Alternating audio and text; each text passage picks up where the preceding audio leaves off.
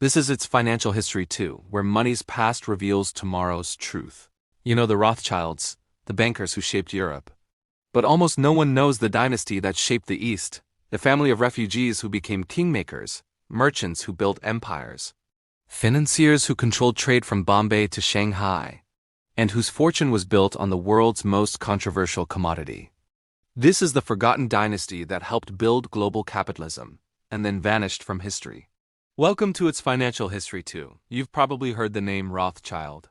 What you may not know is that another family operating far from Europe built an empire just as powerful. They were called the Sassoons, exiles turned merchants. Merchants turned global financiers. A dynasty that didn't just ride the waves of empire, they engineered them.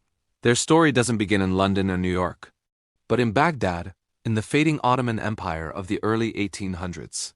David Sassoon, born in 1792, was the son of the governor's treasurer, a respected merchant in a city where wealth meant influence and danger.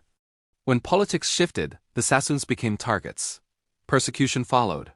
In 1829, David fled Baghdad with little more than his family, his faith, and a lifetime of trade experience. He landed in Bombay, a humid colonial port that connected Britain's mills to Asia's markets. For most exiles, it was the end of the road. For David Sassoon, it was the beginning of an empire. He had no degree, no aristocratic title, no land to his name, but he had something far more valuable.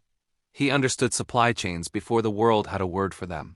He knew what India produced, what Britain demanded, and what China was willing to buy. He built trust across cultures, hiring Jewish, Arab, and Indian merchants speaking multiple languages, and creating a network that ignored borders at a time when borders controlled everything. Then came the product that made him rich and infamous, opium. The British East India Company monopolized the trade, exporting Indian opium to China where demand was banned but booming. Sassoon didn't smuggle drugs himself. He financed, insured, and supplied the trade. He became the quiet architect of Britain's China economy. By the 1840s, Sassoon ships sailed under the Union Jack, his warehouses filled with cargo that would shape Asian history. To critics, he profited from misery. To supporters, he simply mastered the rules of empire. But one thing was undeniable. David Sassoon became one of the richest men in Asia. With his fortune, he built ports, mills, synagogues, hospitals, many still standing today. His genius was simple. Profit wasn't the goal. Permanence was. Every dollar became infrastructure, property, industry, credit.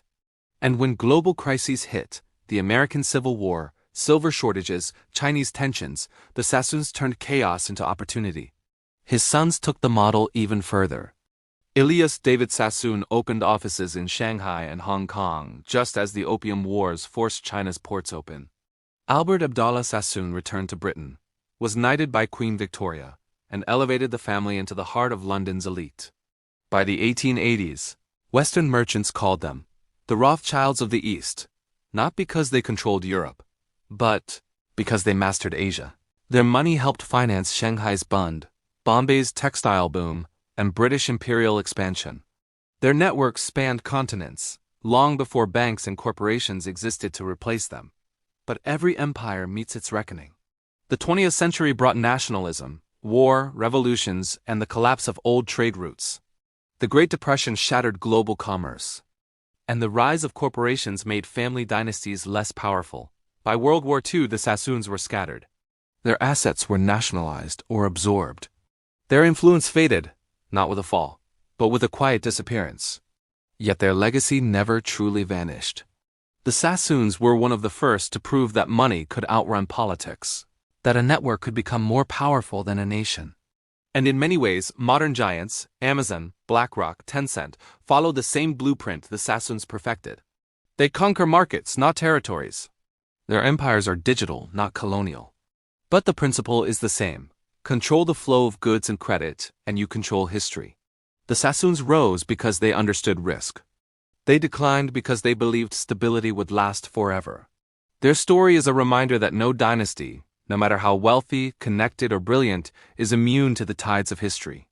Their fingerprints remain on Shanghai's skyline, in Mumbai's mills, in London's financial institutions, invisible but indelible. The Sassoons turned exile into empire. But history remembers not just their brilliance, but the consequences of their choices. Because every empire built on imbalance eventually pays its debt. And the ledger of history always comes due. If this gave you a new perspective, hit like, drop a comment, and subscribe to the channel. History has the answers, and I'll show you where to look.